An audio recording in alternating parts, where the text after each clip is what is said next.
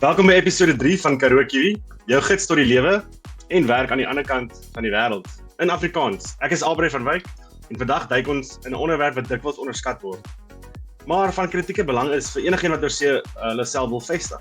Dit is internasionale belasting en immigrasiebeplanning.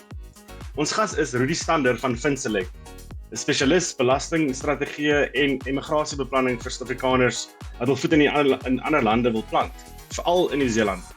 Hy help mense om hulle finansiële en belastingverpligtinge slim te bestuur, sodat hulle nie net wettig nie, maar ook veilig immigreer. En finansiëel gesond bly op die manier. Rudy, baie welkom hier op Karoo Kiwi en dankie dat jy tyd gemaak het om jou kennis en jou kundigheid met ons te deel. Wil jy nie net sommer so 'n bietjie van jouself vertel, die rol wat jy speel, die besigheid dalk en dan ook hoe jy hier in Nieu-Seeland beland? Ja, baie dankie en bly te ken en dit is lekker om almal te ontmoet online en dankie vir die uitnodiging. So gou my agtergrond is seker die laaste 36 jaar, dis ek al in industrie. Ek het gedoen wat ek nou doen in die bankse kant gedoen van 1990 af in Suid-Afrika, al die pad in 2008 wat ek met my familie geëmigreer het, wat ons ook maar deur 'n nare situasie was en besluit ons kom hierdie kant toe. En in 2009 het die reëls verander in terme van daai tyd was dit finansiële immigrasie genoem, nou dis dit belasting en immigrasie genoem. En ek het toe die kans gesien om my ondervinding wat ek daai kan opgedoen het in 'n spesialiteit om kliënte te help om natuurlik deur hierdie sê Engelsman sê red tape te gaan in bureaucracy en om hulle geld hierdie kant te kry. Ek het in 'n maatskappy gewerk hierso wat na invoerders en uitvoerders kyk en ek het agterkom baie vinnig dat die Suid-Afrikaners nie geweet die gewoord valide beheer en of exchange control het bestaan nie. En toe hulle nou 'n knoppie druk, dis almal aanlyn doen en hulle geld oorskuif. Dis die banke nee, jy kan nie, daar's regulasies daar. Gelukkig het hulle my opgespoor deur natuurlik social media en my besigheid het toe ontstaan en vandag is ons global en dit is great om te sien hoe ons ander mense se nagmerries wat kan oplos en hulle lewe kan makliker maak. Om immigrant te weet is al klaar nagmerrie om basies net 'n bestaan te maak in Nederland. Jy wil nie nog daai bureaucrasie en red tape meer werk nie. So dis wat ons doen en ons is spesialiste daar. Sê my, so jy sê globaal kliënte oor die wêreld? Ja, dis korrek. So ons kyk na ons het natuurlik Amerika, Kanada, Mauritius, Australië wat natuurlik van ons hoe sê ons neighbors is hierdie kant, dan natuurlik in Malta, Suid-Afrika natuurlik is ons kantoor waar ons alles die transaksie bymekaar sit in ons administratiewe kantoor hardloop, hoofkantoor. So is dit hoofsaaklik vir Suid-Afrikaners in hierdie lande? Ja, so Suid-Afrikaans hoor jy nou 'n belastingopgawe wat uitstaande het en SARS het jy opgespoor en miskien het jy 'n briefie gekry of jy wil natuurlik jou polisse afkoop en tax migration doen. Of natuurlik net 'n geld oorplaas jou spaargeld en jy kan nog van jou diskresionêre toelaag gebruik. So enige ding in Suid-Afrika wat belasting, oorplasings en immigrasie waardig ons namens die kliënte globally. Great. Hoorie, so ja, voor ons nou in die lekker vleisgedeelte van hierdie episode kom ons doen 'n ysbreker. Ek gaan jou net so vra jy gee net vir een antwoord wat die beste by jou pas, wat jou persoonlikheid pas. Wat laat jou tuis voel? Is dit 'n boereworsrol of 'n sausage sizzle? Dierlike boereworsrol. Ja, en dan jy mag net een nagereg vir jou verjaarsdag kies. Wat sal dit wees, melktert of pavlova? Melktert. Ja, dit bly koning, nee.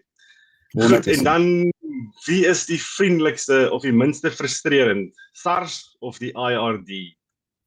Ek moet sê IRD met kilometers voor SARS is hierdie. Okay.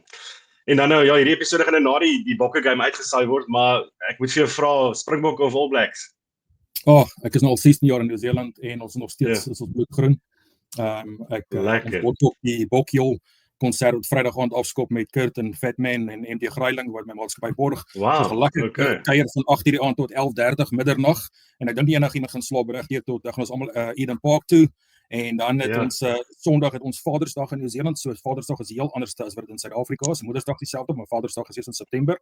En dan Dinsdag is op New Plymouth toe en ons 'n konsert met Kurt en Fatman en daarso en dan Vrydag net voor die tweede toets in Wellington het ons die volgende konsert in Wellington en dan Saterdag daar. En ek sê vir jou sê die koers is groen hierso. Daar's soveel goed, Dani Gerber, daar's 'n braai met Dani Gerber en staf natuurlik wat op pad is hierdie kant toe wat natuurlik 'n fees gaan wees en hier kom Suid-Afrikaners wat ook goed bymekaar gooi. So ek dink ons gaan hierdie dorp, hierdie Nieu-Seeland, nie die dorp, ons gaan Nieu-Seeland groen. Op Horingsvat. Ja nee, groen vers. Maar wees baie goeie goed wat gebeur en aan die gang is, nee, dit is great om te hoor. Ja, en is dankbaar altyd om betrokke te wees by dit. Is lekker vir ons bietjie terug te gee vir die gemeenskap wat ons ondersteun. En alhoewel ons nou 'n klip uit die debat rol ondersteun ons dankbaar. So is lekker om hierdie mense nader te bring en bietjie nou dan net bietjie af te blaas en weer in Afrikaans te kan sing. Nee, ek is bly jou bloed is nog groen nou. Jan Soljen wat op die vorige episode was, het hy het All Black gedraai. So dit was tot my verbasing. Maar in elk geval almal het hulle sterk en swak punte, wil ek amper sê. Dit is elke sport het sy besering en ek weet nie wat syne is nie, maar ja nee. Het jy nie gesê daar's nie so swart bloed nie. Die swart bloed is dood. Nee, dan is dit verby. Goed, Rudy, kom ons beweeg aan. Belasting en immigrasie, wat mense moet weet. Wat is die grootste misverstande wat mense het oor belasting wanneer hulle immigreer? Wel, die eerste plek, mense is nog vas in terme van hulle vergelyk die twee in terme van jou status as 'n individu. Kan ek finansiëel immigreer? Of moet ek eers wag tot ek nou 'n Kiwi is en goed, want wat as ek nie 'n Kiwi kan word en 'n swart paspoort kan kry, dan kan ek my geld uitkry nie en as Nieu-Seeland my nie toelaat nie, dan moet ek terug in Suid-Afrika toe. So dis die groot miskonsepsie wat meeste mense het, is dat my status en moet hy natuurlik nou sy burgerskap opgee en as hy sy burgerskap opgee, kan hy met sy geld uitkry nie. So daai is 'n groot miskonsepsie en is eintlik 'n stryd voort. Daar's nie dit is twee verskillende aspekte. Jou persoonlike private individuele status, burgerskap, dubbel burgerskap of verskillende lande, niks uit te waai met valuta weer en wat ons noem jou financial exit uit Suid-Afrika. Dit is twee totaal ander goed. So jy kan 'n Kiwi wees, 'n paspoort het en dan jou immigrasie doen, of jy kan dit doen letterlik 3 jaar nadat jy aangekom in die buiteland, want ons 'n reël wat jy 3 jaar moet wag voor jy natuurlik jou polisse kan afkoop. So dit is die grootste miskonsepsie en dit is belangrik mense om te weet, dit is twee verskillende goed. En dan hoe verskil belastingverpligtinge tussen Suid-Afrika en Nieu-Seeland? En ek neem aan daar is 'n dubbelbelasting ooreenkoms, 'n treaty tussen die twee lande. So ja, as jy dalk net so 'n bietjie oor dit wil. Suid-Afrika het 'n dubbelbelasting treaty met 68 verskillende lande. Maar natuurlik daar's soveel wette wat verander het, wat SARS verander het om natuurlik agter expats aan te gaan. En dit is ongelukkig die probleem. Daar is ek sal sê omtrent 4 miljoen Suid-Afrikaners wat oorbly daarse wat nog belasting betaal. En dan meeste van hulle wil so min as moontlik betaal. So dit beteken daar is nie te veel geld in die regering se kassie daar om in die land in die gang te hoor en so aan agter die speelveld verander al veel tyd. Ja, so dat hulle obviously maksimum belasting uit die expats uit te kan kry.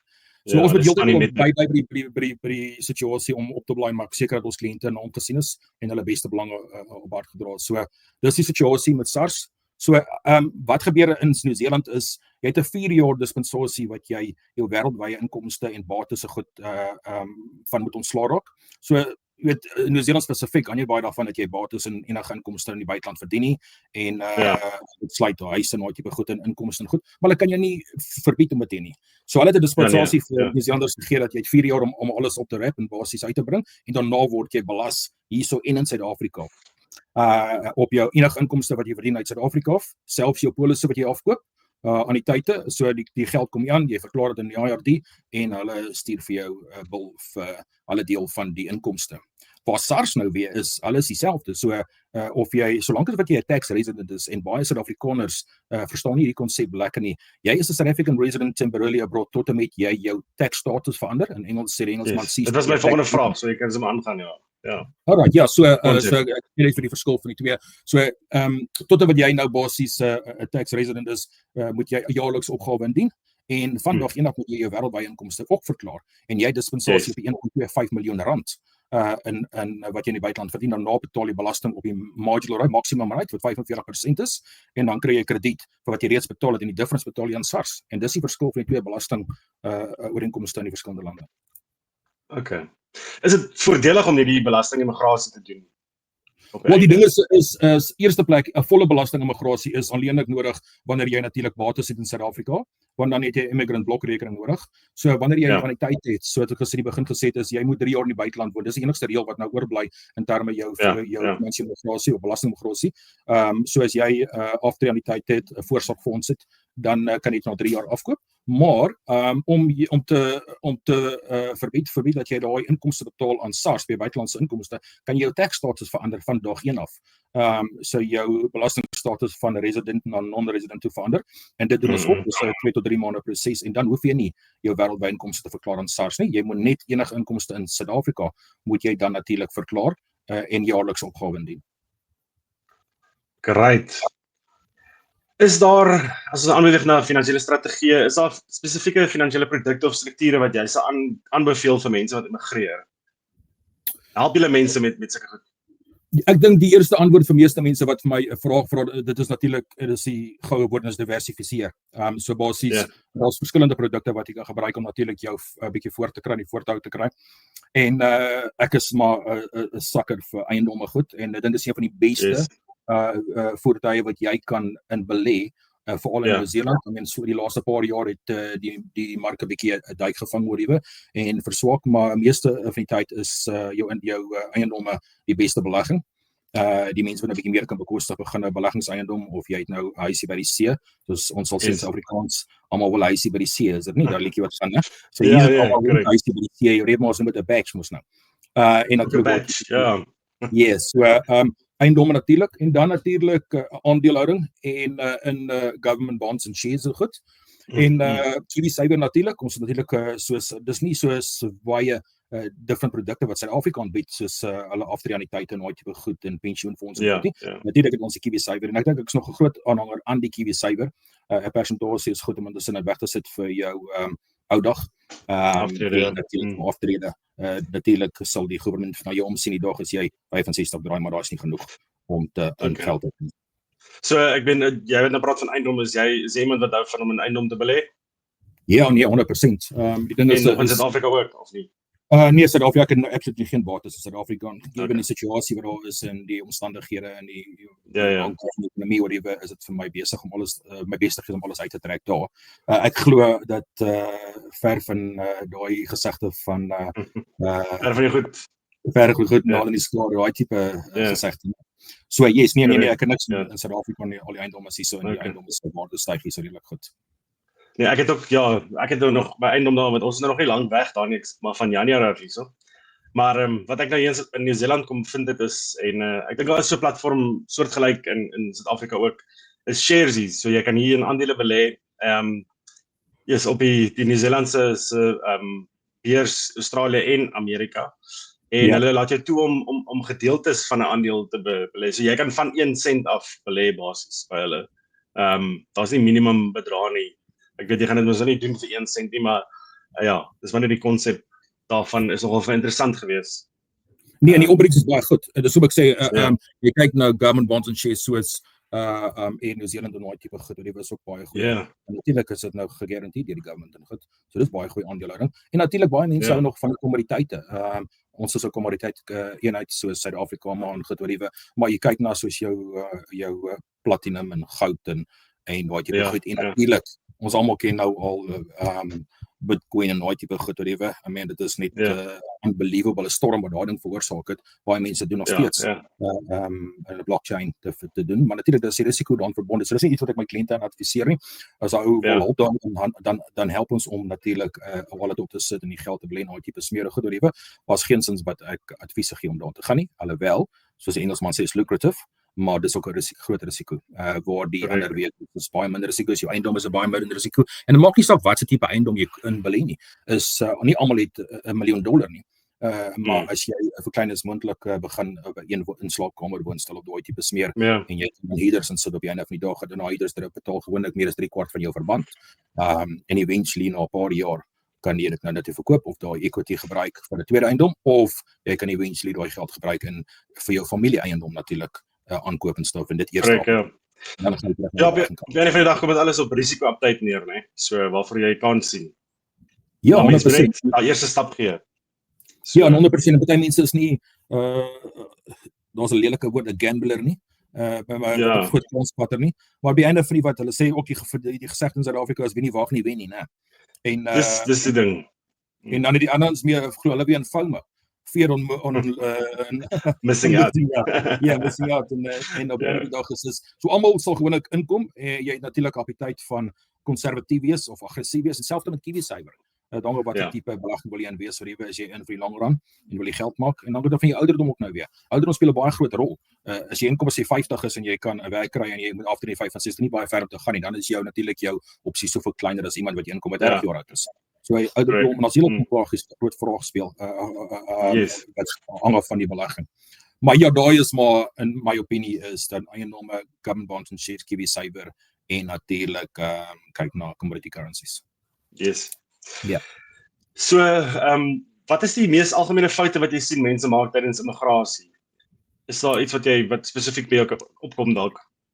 Maar ek dink almal doen dit en dan nuwe mense wat 10 jaar nog gebly whatever is daai ek wil amper sê daai stomme ding wat jy elke dag as jy iets koop en verander en sê yes, hierdie ding het my nou 100,000 rand gekos. Is dit nie? I mean nou jy laat maar dis die waarheid. Kan weer alles mal 10. En my maat is jy dit in die begin is dit ek dink as jy rukkie inkom eerste jaar is dit seker nog aanvaarbare getriewe. Maar daarna ewe skielik begin mense nog steeds doen en jy hou dit langer aan om dit doen en as jy dit gaan doen dan gaan jy ophou goedkoop, dan gaan jy nie ver kom nie en dan gaan jy net want dit is waar dat jy die goed so begin uitwerk en dan kom dit vir jou is dit is 'n stommende bedrag. Maar wat die mense dink is hulle skakel ook nie hulle dollar geld wat hulle daagliks weekliks op 'n rekening skryf en verdien in R7 en sê wel ek het 300,000 in Suid-Afrika verdien maar nou verdien ek 1.7 miljoen rand nie. En dit is daai balans wat die mense ook nie doen nie. Maar so die ding is natuurlik daai oorskakeling van rand na dollars toe. Die mense is jy moet nie begin voor jy praat oor die was daai is X bedrag dan as jy dan is dit druppelnemer. So watter dienste van julle wat julle lewer kry julle die meeste navraag voor? Wel ek sê vir jou sê is in die 16 jaar wat ek die besigheid nou al het, in die eerste pre-COVID het ons natuurlik finansiële migrasie gedoen. Ons nou besef hulle kan hulle polisse afkoop. Hulle hoef nie te wag tot hulle 55 en party 65 is nie. En hulle kan daai geldjies nou belê in 'n eiendom hier soos ek sê, dit is meeste die mense gaan vir eiendom, maar natuurlik het hulle deposito nodig. Die meeste as jy nou eerste eiendom koop is dit 10%, jy's gelukkig as jy wegkom met 5%. Maar so die beste is omdat jou geld in Suid-Afrika lê, wat almal nou skrikkerig is natuurlik wat gaan gebeur en waar gaan die geld heen verdwyn in die volgende 3 jaar, is om die geld oor te bring en dan is eiendom in nooit tipe smeer. So dit was altyd die geval, maar toe kom COVID. En ongelukkig ons weet wat COVID gedoen het en ek het in die eerste 12 jaar van die besigheid het ek so 2 inheritance erfgeld transaksies 'n jaar gedoen en nou doen ons 3 tot 4 'n week. So dit is ons grootste besigheid op die stadium, glo dit of nie, is erfgeld. Natuurlik die kinders sit wêreldwyd, nie net in Nieu-Seeland nie. Die mense spoor wêreldwyd. Ons is oral so op sosiale media nooit tipe smeer en mense kom ons uit en sê ouers is oorlede ongelukkig COVID op die ene of daai ene of was 'n geldjie in daai kind wat ouma en oupa gelos het. So dis die grootste navraag, die meeste navraag wat ons kry. En natuurlik dit is 'n komplekse proses wat dan net waar daai persoon oorlede is en as in Suid-Afrika of in die buiteland, want dat partykeer is daar probleem natuurlik en jy moet deur die Hooggeregshof in Suid-Afrika wat nog meer is seker ding. En partykeer is 'n transaksie net 'n baie vinnige strydvolle transaksie as dit vir die kliënte hang daar wat presies. So erfgeld is die grootste. En dan tweedens is die normale almal kan 'n miljoen rand kyk na die buiteland toe. So en almal dit is spaar geld en die huis het finally verkoop nou daar en ons help aan daai transaksies ook. Fantasties. So wat is jou top 3 wenke vir iemand wat nou in die beplanningsfase is, wat dink aan om in die buiteland te gaan bly? Wel die mense wat nog steeds in Suid-Afrika is op die einde van die dag is my advies is om al jou Suid-Afrikaanse banksaake in orde te kry. Soos iemand man sê streamline daai. Ek kry met dan 'n 7 verskillende bankrekeninge uit by Absa en uit by Nedbank en FNB en Capitec en daar's nog 'n bank wat opgekom het en skaal dit af na 1. Dis oor nie uit my goeie kredietrekord gestuur nie. Ek verstaan dit, maar jou idee is nou om in die buiteland te bly lewe. So streamline dan na een bankrekening toe. Ons maak vir die kliënte rekening oor by Capitec wat ons die kliënte dan geen maandelikse fooie is nie, al die bankkostes nie, want dit kan die kliënte doodmaak. Daai maandelikse bankkostes en goed as jy in die buiteland is. En natuurlik is almal betaal hulle skuld, dis great, is goed whatever. Wat hulle vergeet, hulle maak hulle Vodafone rekening of MTN of wat ook al hulle daar in Suid-Afrika het en maak die rekening toe en dan kom hulle hierdie kant en hulle nie soos Engels in daai one-time pin wat nou deurkom as hulle nou begin geld oorskuif van een rekening na die ander rekening. Dit is die grootste drama. Dan is dit nagte op telefoon en die ander vir die banke om dit uit te stoei en goed. En so hou maar jou nommer op 'n prepaid Net Ja, vir of verander jou jou Ja. telefoonnommer as jy kan. En dan Ja, tweedens is wanneer jy kom kuier en staf en goed, baie mense kom kuier eers vir die kinders en dan almal is oor jy sien dit gaan of soos 'n Engelsman sê daar LSD trip yourself by look see and decide. Kyk en besluit is ek het sommer in Afrikaans. En jy het Ja. geleenthede om 'n bankrekening te skep. Gebruik as maak 'n bankrekening oop. Want natuurlik met van die regulasies moet jy 'n bankrekening in die buiteland hê. Jy moet die geld oorplaas van jou rekening na 'n rekening in jou naam. Yes, As yes. jy diskresionêre toelaag moet gebruik. So as jy familie het gebruik daar so kry 'n briefie en sê jy woon nog na tipe smeer en maak 'n rekening oop. Dis baie moeiliker nou as wat dit was 16 jaar terug om 'n bankrekening oop te maak in Nieu-Seeland as gevolg van baie korrupsie nou maar en goed wat die banke gelaai het deur Suid-Afrikaners ongelukkig. Ja, die wêreld lyk nie meer dieselfde nie. Ja. So dis bietjie moeiliker, maar dis definitief nog moontlik. Ja, dan kom ons sê wat staan vir jou uit in die lewe hier in Nieu-Seeland? Ek weet jy is al lank hier, so ja, wat is nog vir jou lekker? Wel op die einde van die dag, ek dink kultuur in baie opsigte is baie dieselfde in Nieu-Seeland. Suid-Afrika, ons is as dit kom by loopbane is ek dink ons is seker een van die kulture wat hoog op die aanvraag is. Kiwis hou daarvan ons hardwerking as getoriewe. So ek dink ons dryfpassie in die werksplek is dieselfde op die sport. Ja. Almal wat nou hou van hulle rugby en of nou cricket is of nou boks is en ek het geswei al die jare en twee nooit tipe smerige getoriewe. Ons het dieselfde passie en dit is baie competitive en ek hou daarvan. En net die gemaak om saam met die Kiwis te deel is vir my 'n blessing in the sky. So en jy woon in die buiteland in seker in wat ons is al 12.500 km ver van Suid-Afrika af en ons kon elke dag nog steeds ons taal praat. Dis net amazing. Jy gaan in 'n plek en gaan jou groceries koop of jy gaan gou 'n paar biere te koop of jy gaan by die apteek in whatever en jy moet oppas want jy kan nie skinder nie want iemand gaan vir jou en dit is so lekker. Ek het my hele lewe in Forex gewerk in Suid-Afrika so die banke en ek praat meer Afrikaans die laaste 6 jaar as wat ek my hele lewe in Suid-Afrika gepraat het. Dis werklik so. En as ek in Amerika kom ons doen daar groot gereelde borge en alles so goed is soos vir Kurt of Steve of iemand daai kan vat vir 'n toer of whatever en ek neem dit baie en goed in Australië of whatever. Selfde storie. Soos my dis regtig lekker om te weet jy kan nog steeds jou kultuur, hulle laat jou toe, jy kan jou taal praat en ons het baie in gemeen met die Kiwis, believe it or not. So hulle het nie gejok toe hulle gesê Afrikaans is groot nie, né? So ja. Ja, nee, 100%. Die laaste vir my is net is dat om ons hardwerkend is al baie geleenthede vir Suid-Afrikaanse buite om jou eie besigheid te hê, jou geleentheid om jouself te employ soos die Engelsman sê. Want dis vir baie mense kyk hierso en ek sal sê 65% van die ekonomie is maar self-employed mense en stuff en goed. Ja, jy is baie klein besig. Ja, jy hoef nie bang met trade genoem te word in Nieu-Seeland nie. Dit is op 'n aanvraag. I mean, 'n loodgieter en iemand nou wat bietjie swys en daai tipe goed in Suid-Afrika en 'n electrician en daai tipe goed oor daai goed is hoog op die aanvraag. Jy word amper soveel soos 'n dokter betaal. So maar die arbeidsverdieners word jy goeie tariewe betaal. So ja. Nee, 100%. So vir my is dit 'n goeie plek om te bly, goeie plek om jou kinders op te bring, jou familie, dis veilig. En ek dink dis die enige Suid-Afrikaner vra, hoekom woon jy in Nieu-Seeland? Is veiligheid die heel eerste. Ek sê 8 of 90% van die ander is veiligheid vir ons familie en ons kinders en 'n toekoms vir ons kinders. Korrek. Sê vir my, het julle 'n gunsteling plek in Nieu-Seeland waar julle gaan vakansie hou of 'n aktiwiteit wat julle doen? Ja, ek het my eerste 3 jaar het ek vir 'n FX maatskappy by naam van HFX gewerk terwyl ek besig was. Hierdie was my aandwerk geweest vir 3 jaar en toe bedank ek daai. Ek het werk gehad 16 ure 'n dag gewerk vir 3 jaar. Ek doen nog steeds 16 ure 'n dag geloof of nie 16 jaar later oor ewe. Maar ek het die reg gehad om die hele Nieu-Seeland vol te travel om invoerders en uitvoerders te gaan dien en goed met ons online platforms gebou het en goed met ek hulle gehelp develop het. En so ek het is 'n Kiwi langer as 30 km van 'n plek af as 'n vat hulle vliegtuig. So ek het 'n paar keer my gelag want meneer Stander ry alweer 400 kg met ons het so 'n 2 liter kewertjie gehad, so van daai funksies gehad, die nuwe advanced funksies of die moderne een. En net as ek Suid-Eiland het ek gevlieg en ek het Queenstown toe gevlieg. Dit is een van die mooiste plekke vir my in Nieu-Seeland is Queenstown. Ek hoor Veral as daai vliegtuig land en jy kom so in en die ander baan sit tussen die twee weerskante is net water. So Queenstown seker my een van die mooiste, dis seker nie die warmste plekke nie, maar dis also awesome mooi. En die hele Suid-Eiland for that matter. Maar I mean enige plek in Nieu-Seeland kan jy gaan, op noord gaan by of Islands, absolutely beautiful. Of onder toe gaan na Rotorua toe. I mean dis so beautiful om die kultuur van die Maoris daar te gesien en uit te leef en sien wat hulle doen en stuff. En goed, daar sien jy in 'n full force.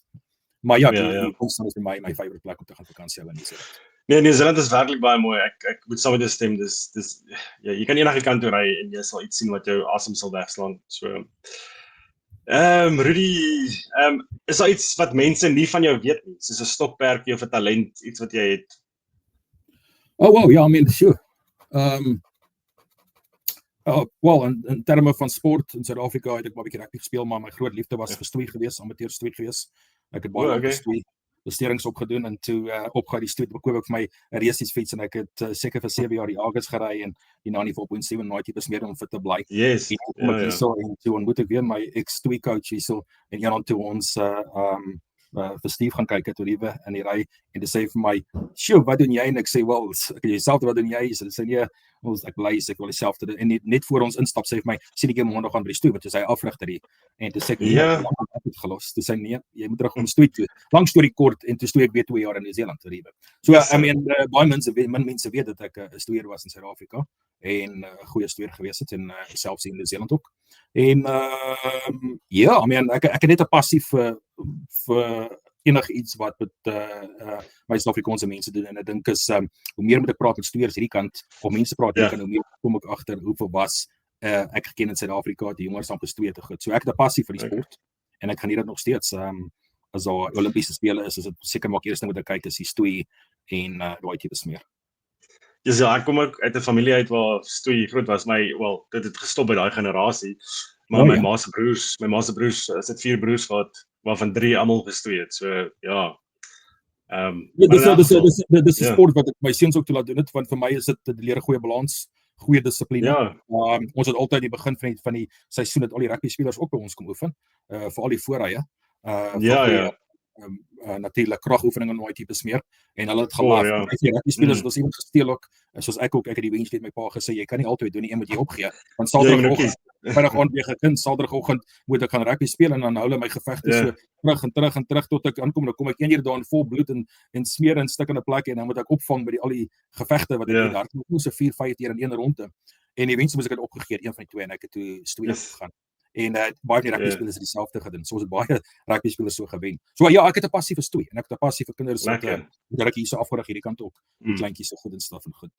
Dis net vir my amazing sport en jy sien hoe die kinders transform en bietjie na weet as hulle ondervinding optel hulle self kan omsien. En ek wens baie keer Driekus kan ook stoei want as hy kon stoei gehad, hy 'n goeie stoei coach gehad het hy ook 'n paar naweke terug gewen. Hy het 'n goeie stoei coach nodig gehad. Yes. Ja nee, hy's 'n gewenner dan. Ek sê ja.